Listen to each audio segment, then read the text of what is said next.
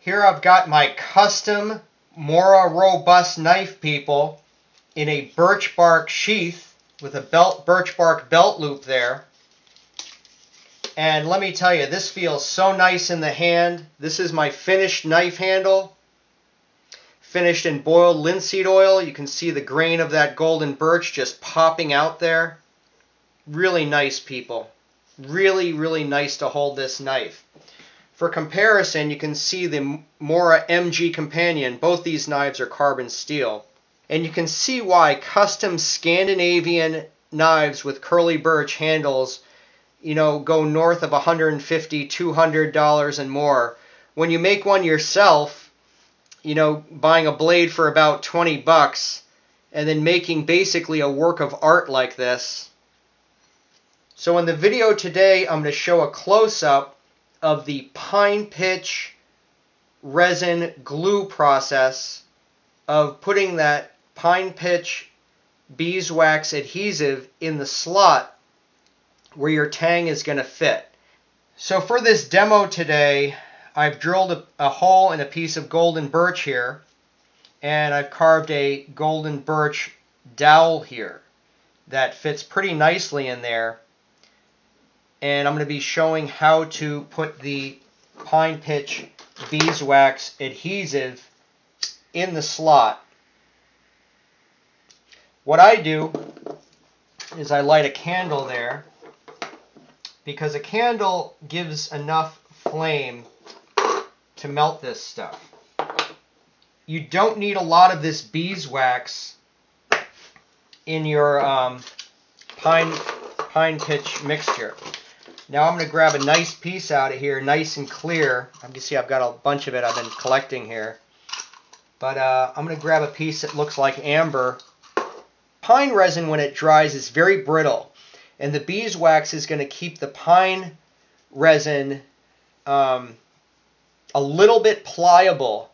So that will change with the varying temperature and humidity conditions and will help seal that, in this case, the wooden dowel into the hole. So you just want to use a few flakes, people, of the beeswax, okay?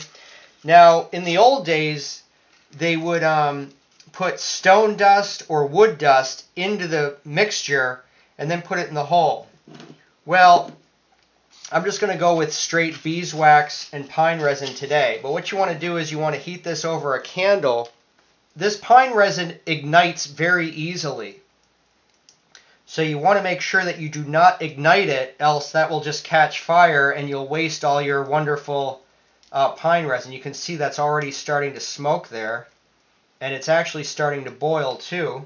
Melting pine resin and beeswax. I swear there's like an archetypal spiritual thing going on here as you smell that resin and the beeswax heating. This probably goes back to some kind of ancestral memory. But keep a close eye on that, people, so that it does not ignite. And you'll see it bubbling. Just let it bubble without igniting. And you're going to have to work really quickly here, okay? Because this stuff dries really, really fast. So when I say work quickly, I mean you're going to pour it into your hole really quickly. I'm going to pour this mixture into my slot, into the hole. See that? See how that's going in there really nicely? Drip, drip, drip. Okay. Now put in your dowel. In this case, a dowel. It could be a knife blank. And tap it in.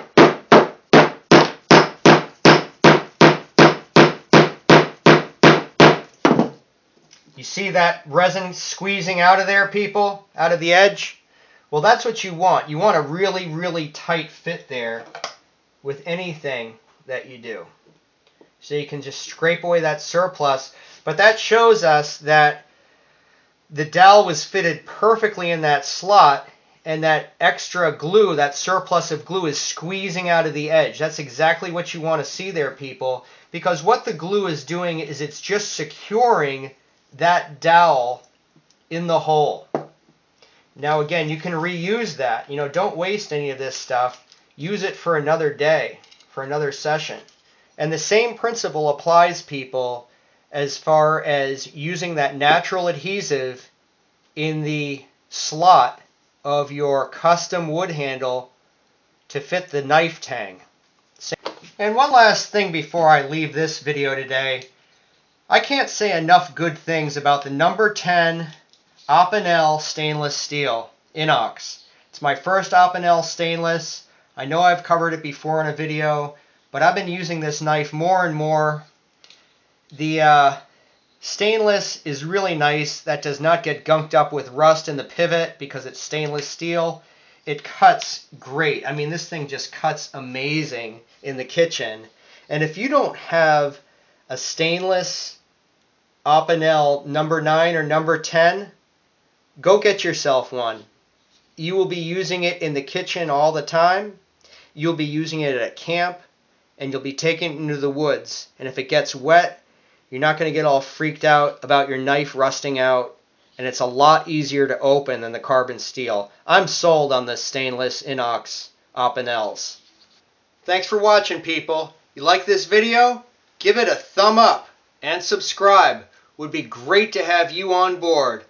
Thanks for watching.